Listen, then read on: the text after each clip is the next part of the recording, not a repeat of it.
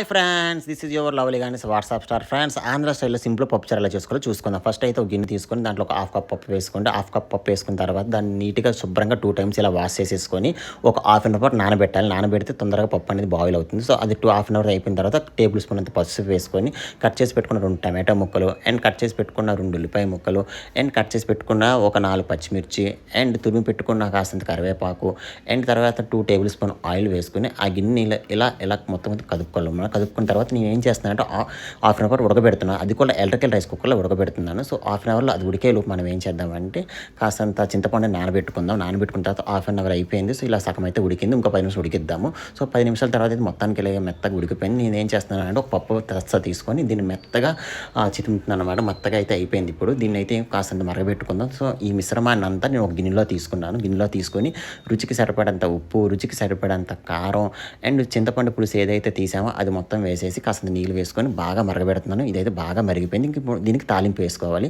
దానికి ఒక గిన్నె పెట్టుకొని దాంట్లో కాస్తంత ఆయిల్ వేసుకొని కాస్తంత జీలకర్ర, కాస్తంత ఆవాలు, కాస్తంత తురిమి పెట్టుకొని ఒక 4 వెల్లుల్లి రెవ్వలు అండ్ కట్ చేసి పెట్టుకున్న ఒక 2 ఉల్లిపాయలు, ఒక 4 ఎండుమిర్చి అండ్ కాస్తంత కరివేపాకు వేసుకొని బాగా ఫ్రై చేసుకున్న తర్వాత తాలింపు వేసేసాను ఫ్రెండ్స్. ఇలాగా కలిపేసుకున్నాను. తర్వాత ఏం చేశానంటే ఫైనల్ టచ్ కోసం కాస్తంత కొత్తిమీర కూడా వేసుకొని దాన్ని కలిపి కానీ పప్పుచారు నీట్గా ఇలాగ రెడీ అయిపోయింది.